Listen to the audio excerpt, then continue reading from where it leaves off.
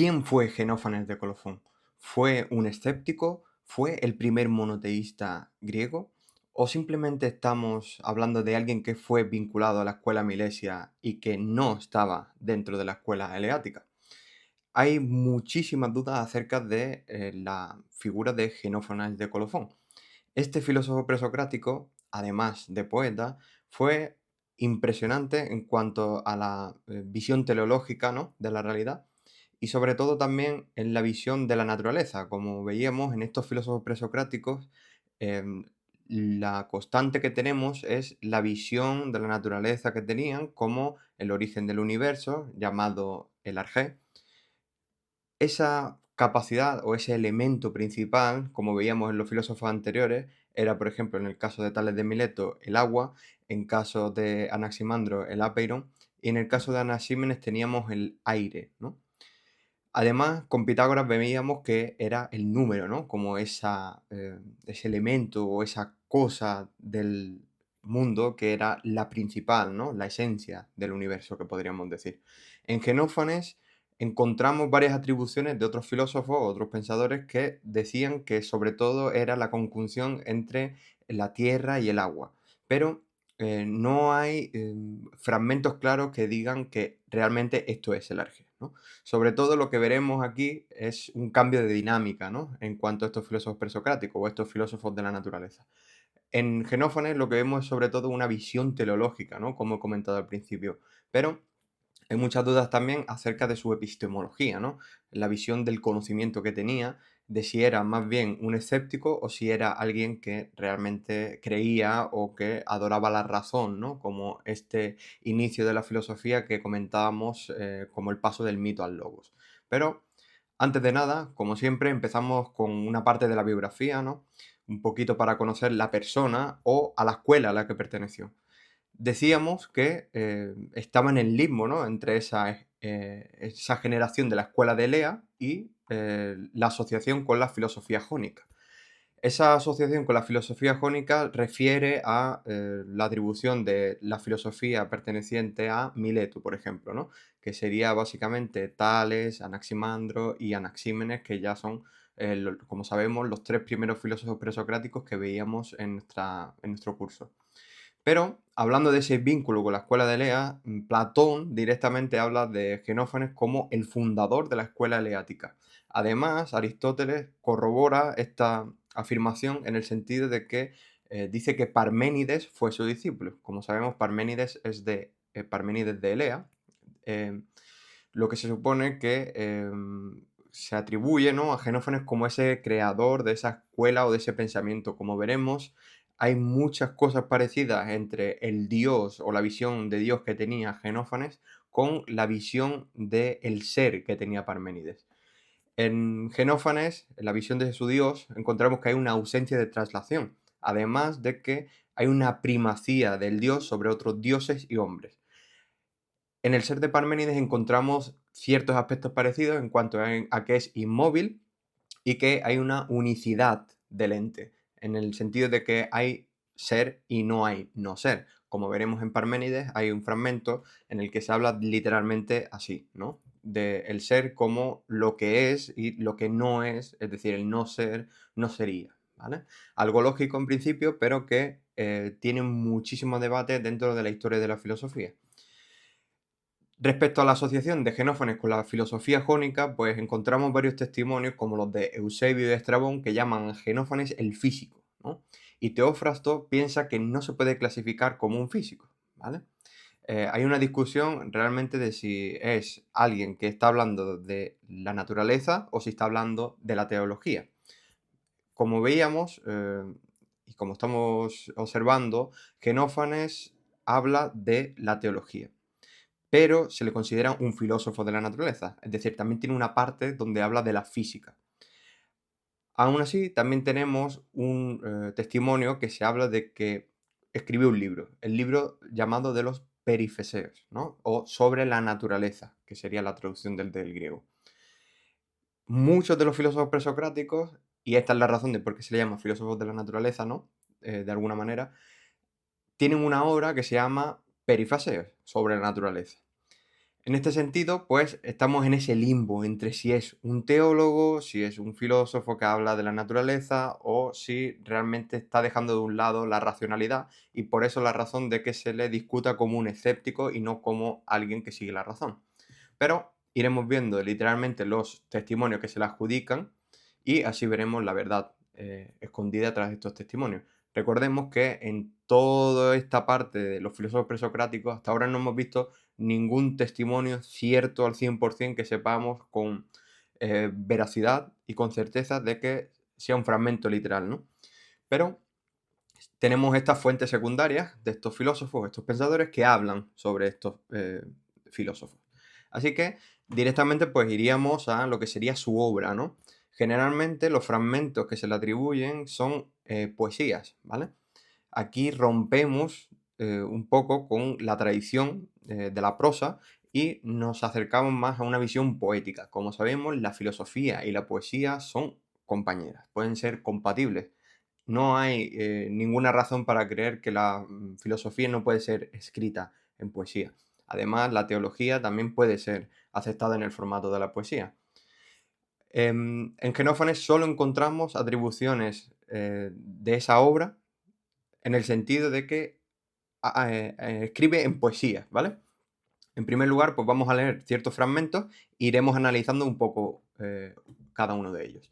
En primer lugar, pues se le atribuye la elegía, ¿no? Se atribuyen ciertos poemas que están escritos en forma de elegías, ¿vale? Tenemos en primer lugar, ahora, en efecto, el suelo está limpio, y las manos de todos y las copas. Uno de nosotros trenza coronas de flores, otro prepara un perfume de aroma grato en un frasco. El cráter está de pie, lleno de alegría, y hay otro vino en reserva que dice que nunca faltará, suave con olor a las flores. En medio el incienso exhala su aroma sagrado, y hay agua fresca, dulce y pura. Se colocan al lado panes de oro y una mesa solemne, cargada de queso y rica miel. El altar en medio está cubierto de flores por todas partes, y el banquete y los cantos llenan la casa. Encontramos aquí nada más y nada menos que una descripción de cómo se empieza a montar o cómo está distribuido un banquete. Como sabemos, los griegos se solían reunir en banquetes sobre todo para exaltar el sentimiento de comunidad y compartir una experiencia juntos, ¿no? Como sabemos, las comidas en común, esa es realmente, ¿no? la intención que tienen. Podemos ver una continuación de estos fragmentos que dice, da gusto primero que los hombres bien dispuestos le canten al Dios con historias piadosas y palabras puras, pero después de la libación y la oración para poder hacerlo justo. Pues eso es lo que más nos conviene pedir. No es exceso beber tanto como para que uno pueda llegar a casa sin ayuda, a menos que uno sea muy anciano. De los hombres se debe alabar a aquel que, después de beber, trae a la luz cosas nobles, según le alcance la memoria y el esfuerzo por la virtud, que no se dedique a relatar luchas de titanes o gigantes ni de centauros, invenciones de los antiguos, ni conflictos violentos entre ciudadanos, pues en eso no hay nada útil. Pero recordar siempre a los dioses con previsión, eso es noble. Aquí encontramos algo muchísimo más importante que la distribución de un banquete, pero es importante atender a esto porque está criticando una visión de los dioses. Homero, por ejemplo, Genófanes criticaba de Homero, como veremos en otro de los fragmentos, que convertía a los dioses como si fuesen en humanos, no exaltaba a los dioses como debía ser necesario. Los dioses, supuestamente, ¿no? Cada uno tiene una visión de Dios, eh, según ajustándonos a una tradición o una interpretación, pero una visión general de Dios sería algo superior al ser humano y que no comparten las mismas acciones que los humanos. La crítica de Genófanes a Homero va en ese sentido, en que convierta a los dioses en humanos, en acciones humanas, en traiciones, en cosas de este tipo que no pueden ser aceptadas. Y aquí es donde vemos que también está criticando de alguna manera cosas estúpidas como serían la mitología o hablar de centauros y de cosas que son fantasiosas, ¿no? En ese sentido, encontramos en Genófanes una crítica a Homero que muchos de su época no se atreverían a hacer, ¿vale? Todos estos testimonios, sobre todo ahora los que estamos leyendo, son de Ateneo de Náucratis, ¿vale? Esa es una visión, una interpretación muy importante porque está escrito en Jonio, ¿vale? Y es muy probable que sean fragmentos literales de su obra. Sobre todo hay unos estudios en cuanto a la comparación del estilo y la composición, que no nos suena tan poética para la traducción, pero en lenguaje jónico sí que tiene unos ritmos y que tiene una figura literaria utilizada muy interesante y que al estar escrito en jonio, pues es muy probable que sean de Genófanes, ¿vale? Las posibilidades, pues son dos, ¿no? O que sea de Genófanes o que sea una copia o una falsificación que esté muy bien hecha, ¿vale? Podríamos seguir también con algunos otros fragmentos, como serían las críticas al lujo y a la decadencia. Dice, aprendieron de los lidios modales vanos y lujosos, inútiles, y mientras estaban libres de la odiosa tiranía, acudían a la asamblea luciendo mantos teñidos de púrpura, no menos de 1000 hombres a la vez, jactándose y pavoneándose con sus cabellos bien peinados, impregnados de aromas por ungüentos fabricados artificialmente. Pues critica de alguna manera la forma o la estética de los lidios, en el sentido de que no es necesario esos ungüentos y todo este tipo de cosas, que vemos hoy en día que es muy popular, en el sentido de la estética como lo más importante, ¿no? Incluso hoy en día estamos viendo que la estética se sobrepone sobre la ética y la moral. La gente para de preguntarse si algo está bien hecho o no, simplemente se fija en su apariencia física para considerarse como una buena persona o no. Algo totalmente incompatible bajo mi punto de vista porque son estructuras que no comparten pensamientos comunes. Pero dejando a un lado esas interpretaciones que me gusta introducir, ¿no? Para traer, ¿no? Este Genófanes a la actualidad y ver que algunos de los pensamientos de los filósofos presocráticos siguen teniendo sentido y lo podemos traer a la actualidad.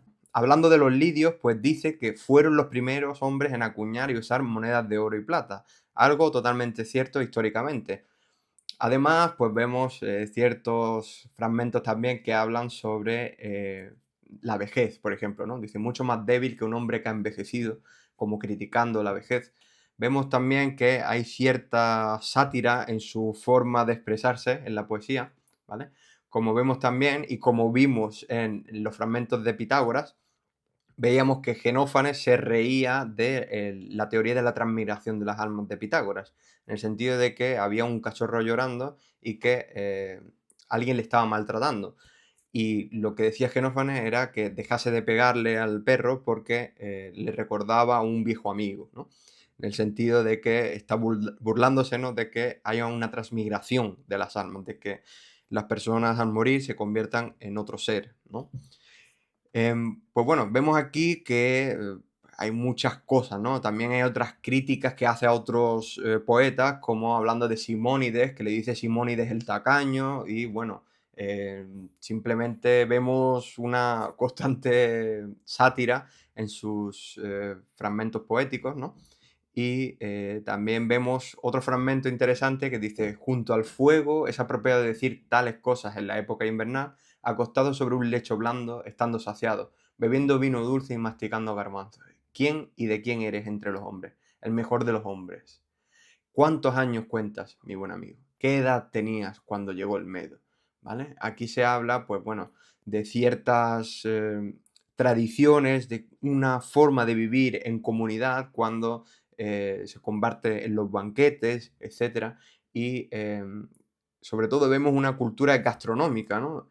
En estos poetas, pues vemos sobre todo la forma de ser en los banquetes, la forma de compartir con otras personas en comunidad cuando se come, ¿no? Así, pues podremos pasar a la visión teleológica, ¿vale? Perdón, a la visión teológica. Aquí tenemos algo muy interesante. ¿Es Genófanes un monoteísta o un politeísta? Es decir, ¿cree en un solo dios o cree en varios dioses? Algo que, si leemos la apología de Sócrates, vemos que se juzga a Sócrates como culpable y obligado a beber la cicuta, el veneno para morir, porque creía en otros dioses, ¿vale? Aquí, en Genófanes, hay una cierta interpretación de autores que dicen que solo hablaba de un dios. Como sabemos, los griegos no creían en un solo dios. Zeus sería como el más poderoso, pero hay muchas más divinidades. Por lo que ir en contra de la visión politeísta sería ir en contra de los dioses, por lo que debería de haber sido juzgado y en el caso de que haya sido juzgado, pues no tenemos ninguna interpretación o ningún texto que hable sobre esto. Por lo que es probable que no hable del monoteísmo, sino que en realidad hable del politeísmo. Pero vamos a ver este fragmento tan famoso de Clemente de Alejandría, uno de los padres de la Iglesia, que es muy importante, ¿vale? Dice, Genófanes de Colofón enseña que el Dios es único e incorpóreo y añade, un Dios, el más grande entre los dioses y los hombres, ni en figura ni en pensamiento semejante a los mortales. Vemos aquí que en el mismo fragmento se habla de un Dios, pero seguidamente dice el más grande entre los dioses, por lo que probablemente se refiera a Zeus. Además, hay una interpretación de estos cristianos que lo consideraban como monoteísta. Posiblemente es una atribución eh, modificada para, obviamente, dar visibilidad al cristianismo como la visión monoteísta cristiana. Pero yo pienso que no es probable que sea una visión monoteísta la que defendió, sino más bien politeísta y destacando uno de los dioses o una visión de un dios superior a los demás. Por lo que no es directamente un monoteísmo bajo mi punto de vista. Pero hay mucho debate acerca de esto, ¿vale? Sobre todo, pues veíamos en la parte teológica, como ya he comentado anteriormente, de que Homero y Hesíodo, ¿vale? Añade también a Hesíodo, atribuyen a los dioses reproches, vergüenzas, que son propias de los hombres, ¿no? Como robar, adulterar, engañar, ¿vale? Todo este tipo de cosas son propias de los hombres, pero Homero y Hesíodo se las atribuyen a los dioses, ¿vale? Son los hombres los que roban, los que ejercen el mal. Los dioses no podrían ejercerlo, ya que por eso mismo son dioses, ¿no? Y Homero y Hesíodo pues hablan de los dioses como si fuesen hombres. En ese sentido, los critica. También vemos unos fragmentos interesantes donde dice que los mortales creen que los dioses han nacido y que tienen vestidos, voz y figura como ellos. En este sentido, sigue la crítica a Homero y a Hesíodo. Además, dice, pero si los bueyes, los caballos o los leones tuvieran manos y pudieran dibujar con ellas y crear obras como los hombres, los caballos dibujarían imágenes de dioses semejantes a caballos y los bueyes semejantes a bueyes y le darían cuerpos tales como los que cada uno tiene. Sigue el fragmento y dice, es otro distinto, pero es seguido, ¿no? Dice, los etíopes dicen que sus dioses son de nariz chata y negros, y los tracios que son de ojos azules y pelirrojos. Por lo que vemos que en realidad eh, es algo muy interesante en cuanto al relativismo cultural, ¿no? Cómo ver la visión de Dios según la cultura que tenemos. Nosotros interpretamos a Dios de una manera según la cultura y según cómo nos representamos a nosotros mismos. Quizás Dios no sea más que la representación que tenemos de nosotros mismos, en una versión purificada, una versión de deidad perfecta, fuera de lo que puede alcanzar el hombre o a lo que puede aspirar, ¿vale? Estos fragmentos son muy interesantes porque demuestran cosas que son realmente algo que puede trascender la historia. En cualquier momento histórico podemos replantearnos la visión de Dios en cuanto a una representación de nosotros mismos. Y Genófanes, muchísimos siglos atrás, e incluso antes de Cristo, ya estaba hablando de estas cosas, ¿no? Y es muy interesante en ese sentido, ¿vale? Hay que situar a Genófanes, pues, más o menos en el año 400, perdón, en el 580 o 570 antes de Cristo, y en su muerte lo podremos situar en el 475 o 466 antes de Cristo, ¿vale? O sea, estamos hablando que nace en el siglo VI antes de Cristo y muere en el siglo V antes de Cristo, ¿vale? Es importante entender que estos filósofos se mueven en esa época, antes de Cristo, y que muchas interpretaciones como las que hemos visto de considerarlo como un monoteísta vienen por los cristianos, ¿vale? Que ya empiezan a surgir esos testimonios que tenemos, algunos de ellos son de cristianos. Como veíamos también el testimonio de Hipólito de Roma, que es uno de los que habla sobre estos filósofos presocráticos y que tiene el libro ese de En contra de las herejías o contra los filósofos herejes, que no siguen la visión del cristianismo y por ello es un buen testimonio, porque es una crítica y puede ser muy cierto que todos esos testimonios sean verdaderos, ¿vale?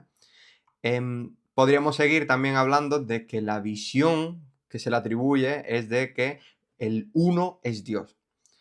Aquí hay un debate, sobre todo, de que es por eso por lo que se atribuye a Parménides como el alumno de Genófanes y Genófanes como el creador de esa escuela de Elea, en el sentido de que el Parménides consideraba al ser como uno, ¿no? El ser es y el no ser no es. El ser es lo que es y lo que agrupa toda la realidad. Y Genófanes decía, según Aristóteles, que el uno es Dios, ¿vale? Y aquí es donde vemos toda la influencia sobre Parménides. Tenemos, pues, un análisis de Aristóteles que hace hablando sobre el Dios de Genófanes. Vemos que, según Aristóteles, Genófanes dice que si algo existe, es imposible que haya sido generado, ¿vale? Argumenta lo siguiente sobre Dios, y es que es imposible que lo generado nazca de algo igual o algo desigual. También le atribuye la eternidad y la unidad, por lo que sería un argumento en contra de la pluralidad, ¿vale? Em, Solo hay un ser en Dios que es único, eterno y además se le atribuye algo importante que es lo que le diferencia sobre la visión de Dios de Aristóteles, sobre ese primer motor inmóvil. Como veremos más adelante en Aristóteles, Aristóteles habla sobre el primer motor inmóvil como la referencia hacia Dios. Em, no vamos a introducirnos dentro de eso, pero es importante para señalar la diferencia con Genófanes. No es la atribución de Genófanes la que adopta Aristóteles, sino que se diferencia en algo importante, y es que eh, Genófanes decía que el dios es esférico, ¿vale? Y sería eterno, uno, similar y esférico. Y no es ni infinito ni finito, ni móvil ni inmóvil. Por lo que aquí es donde vemos la diferencia sobre todo. En Aristóteles vemos que el primer motor es inmóvil.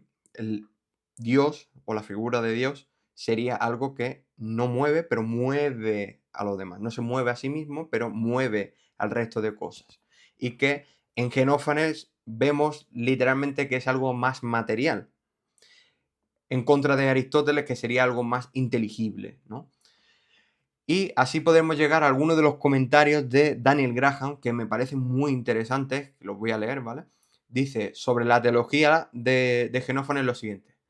La teología de Genófanes no es simplemente una crítica al antropomorfismo, aunque esa sea su característica más llamativa. Su tesis positiva, tal como se expresa en los fragmentos B23, B24 y B26, esta numeración refiere a Diels y Kranz, que son uno de los manuales más importantes de los filósofos presocráticos, ¿vale? No el único, pero sí uno de los más importantes que la mayoría de autores que hablan sobre los filósofos presocráticos y aduce este tipo de fragmentos lo señalan con la numeración que hicieron Diels y Kranz, ¿vale? Dice, postula una divinidad única y suprema. Este Dios es el más grande entre los dioses y los hombres, como habíamos leído antes. Es crucial notar que Genófanes no describe a Dios como una mente separada del mundo. Por el contrario, describe a una divinidad que hace estremecer todas las cosas mediante el pensamiento de su mente. Esto sugiere una forma de panenteísmo, o cuando menos una inteligencia divina que es inmanente en el mundo físico, pero que trasciende las limitaciones de la biología mortal. Vemos aquí una brillantísima descripción sobre todos estos fragmentos que habíamos visto. También otro fragmento, otro comentario de Graham dice sobre la naturaleza de la percepción divina. Dice, la descripción en B24 en su totalidad ve, en su totalidad piensa y en su totalidad oye, ¿vale? Que es una de las atribuciones que se le dan también en estos fragmentos. Dice, tiene la intención de contrastar marcadamente con la percepción localizada y dependiente de los sentidos propios de los humanos. Mientras que nosotros necesitamos ojos para ver y oídos para oír, lo divino es un campo de percepción unificado. Graham argumenta que este es el primer movimiento claro hacia una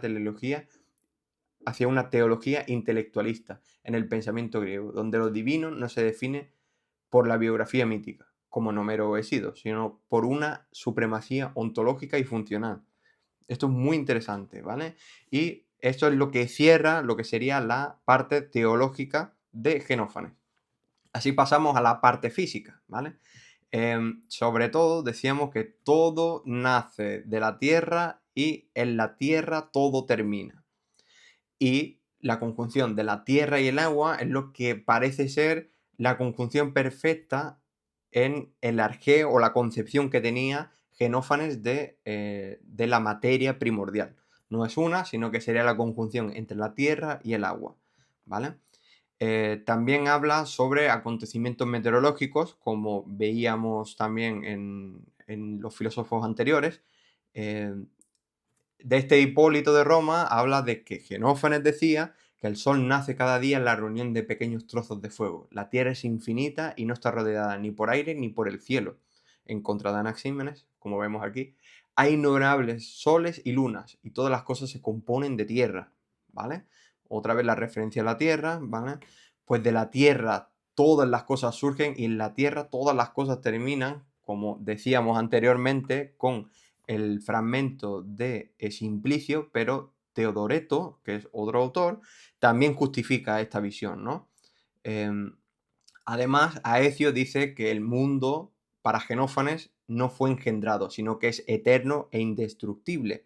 Este fragmento es muy importante porque podríamos ligarlo con la visión teológica anterior, en el sentido de que se compone una identificación entre mundo y Dios.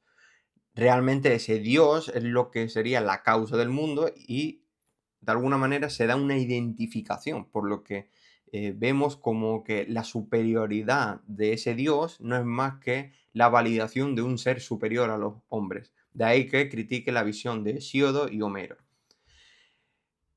Hay muchos fragmentos donde se habla de que la luna es una nube condensada, que hay muchos soles y lunas, como he comentado anteriormente, de que el sol proviene de nubes encendidas, ¿vale? Aquí no me voy a detener demasiado porque son consideraciones con pretensión científica, pero son más ligadas a relatos mitológicos, ¿no?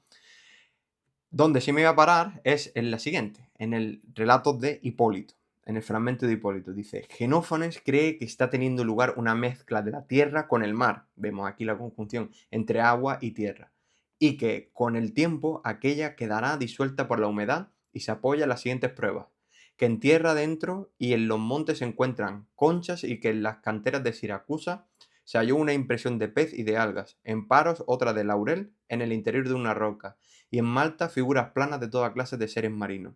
Todas estas cosas, dice, se originaron cuando todas ellas, atrás, estuvieron cubiertas de barro y la impresión se secó en él. Todos los hombres perecen cuando la tierra es arrastrada hacia el mar y se convierte en barro. Comienza a continuación una nueva generación y todos los mundos tienen este mismo principio. Muy interesante esto. ¿Por qué? Como veíamos en Anaximandro, si mal no recuerdo, hay una especie de búsqueda del origen del ser humano representada en los peces. Ahí tengo un vídeo en TikTok donde hablo sobre esto y que hay una posible teoría de la evolución en Anaximandro, donde eh, he investigado un poco científicamente, ¿no? Si realmente tiene algunos fundamentos y se habla de que es posible que la evolución humana tenga el origen en los peces y que hay ciertas especies de peces que van evolucionando hasta quedarse sin branquias y a pasar a tener una vida terrestre. Aquí vemos que la conjunción entre tierra y agua no es más que la representación posible de que la evolución se produzca entre la conjunción entre la tierra y el agua, entre lo terrestre y lo marino. Esa conjunción es lo que permite la vida o la transición en la evolución de ella. Y esto es muy interesante. Así que pasamos literalmente ya a la última parte, bueno, a la penúltima, que sería la parte de la epistemología. Decíamos al principio que se consideraba a Genófanes como un posible escéptico, pero realmente pienso que no es así, ¿no? Eh, Aristóteles, hablando sobre Genófanes, dice, se debe rechazar la confianza en los sentidos y la imaginación, confiando solo en el razonamiento lógico. Genófanes, Parménides, Zenón y Meliso hablaban así, ¿vale? Vemos que realmente la crítica a Genófanes va en el sentido de que hay un fragmento que habla lo siguiente. Dice, sexto empírico, en uno de los fragmentos dice, y en verdad no ha habido ningún hombre, ni lo habrá jamás, que conozca con certeza acerca de los dioses y de todas las cosas que menciono, pues aunque alguien alcanzara a decir lo más perfecto, él mismo, sin embargo, no lo sabe. El parecer, doxa u opinión, está tejido sobre todas las cosas. Aquí es donde se encuentra sobre todo el problema, ¿no? Se le atribuye a Genófanes esta visión de que no hay una posibilidad de alcanzar el conocimiento absoluto y lo que hacemos no es más que acercarnos a la verdad. Pero intentar acercarnos a la verdad, o como una búsqueda de un conocimiento que podría hacer el filósofo, ¿no? Como amante del conocimiento, no significa que no haya un conocimiento posible, no hay un relativismo para nada dentro de los testimonios que encontramos, sino que hay más bien una honestidad en el pensamiento. El filósofo ama el conocimiento y por eso lo busca, para aspirar a convertirse en sabio. Pero eso no quiere decir que no haya conocimiento posible, sino que en realidad el conocimiento es posible. Simplemente no hay un conocimiento totalitario. Quizás esa es la justificación de que haya un Dios. El Dios es lo que es superior a nosotros y nosotros siempre podemos tener el planteamiento de que hay alguien mejor que nosotros, hay alguien más inteligente que nosotros o hay alguien más poderoso que nosotros. En esa comparación es donde se posibilita la existencia de Dios. De ahí que se considere el reconocimiento de la honestidad en el conocimiento. Lo que quiero decir es que tenemos que reconocer nuestra ignorancia, como bien hizo Sócrates en su momento, y que más que lo sabemos todo, solo sé o solo sabemos que no sabemos nada.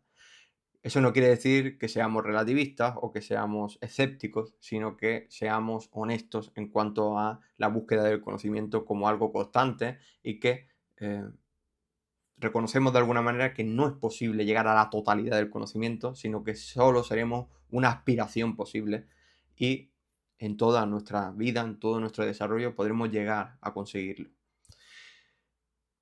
Algunas partes, unas personas se dedicarán a un conocimiento, otras a otra, y eso es lo que conjuga, ¿no? Lo que sería realmente Dios o la inmortalidad del ser humano, en el sentido de que nos vamos reproduciendo y cada uno en las nuevas generaciones históricas pues va consiguiendo ampliar el conocimiento.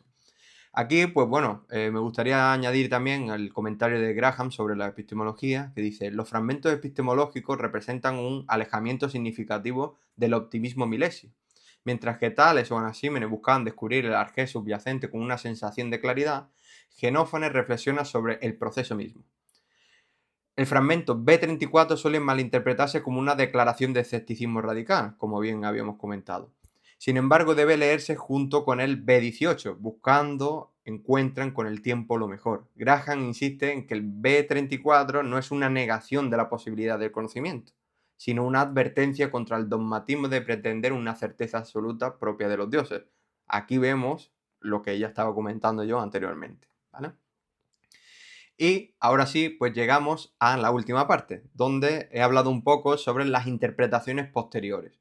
Hay una serie de problemas en cuanto a ciertos fragmentos, ¿no? De que se debate sobre todo sobre si realmente Genófanes hablaba de si todo viene de la Tierra. Galeno subraya que es un error de los intérpretes, ¿vale?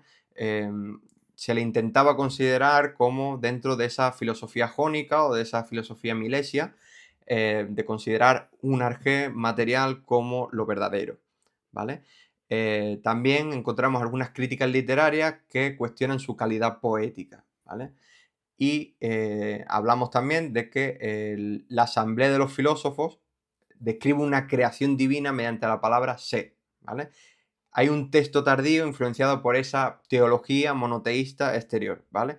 Hay mucha malinterpretación de la tradición judeocristiana que modifica lo que realmente dijo Genófanes, ¿vale? Y es muy fácil de ver cómo se manipulan ciertos textos o ciertos testimonios de filósofos para atraerlo a lo que sería la visión del cristianismo. Además, en Platón también podemos verlo, ¿no? Cómo se le atribuye, y en Aristóteles se atribuye todo eso a la visión del cristianismo. Todas esas interpretaciones de filósofos anteriores se modifica o se reinterpreta desde el cristianismo, ¿vale? Así que hay que tener mucho cuidado en cuanto a atender a la veracidad de estos fragmentos. Pero bueno, lo que sí pretendemos hacer en este curso es desvelar todos estos argumentos, todos los fragmentos que tenemos a nuestra disposición para poder intentar verlo todo y analizarlo todo con mucha mayor claridad. Y como sabemos, estamos todavía en este momento, en esta fase de esta filosofía, de esta historia de la filosofía, donde estamos un poco viendo niebla, ¿no? Podríamos decir. No tenemos nada claro, no tenemos libros que sepamos que hayan escrito ellos, sino que tenemos testimonios secundarios. Y de aquí la labor eh, de rebuscar todos los fragmentos e intentar descubrir la mayor verdad posible dentro de ellos. Y como sabemos, es una información muy sesgada, pero viendo esas interpretaciones, sobre todo la de Hipólito de Roma, que me gusta bastante porque son críticas, ¿no? Aunque sean un autor cristiano, lo que hace es criticar de forma negativa. Por eso mismo es por lo que puede ser verdadero, ¿no? Así que nada, espero que te haya gustado muchísimo este vídeo y nos vemos en el siguiente capítulo. Hasta la próxima.